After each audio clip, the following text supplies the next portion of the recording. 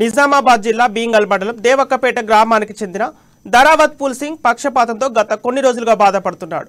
ఆయనకు 2 కాళ్లు ఒక చెయ్యి పనిచేయకపోవడంతో కుటుంబ పరిస్థితులు తీవ్ర ఇబ్బందుల్లోకి వెళ్లాయి.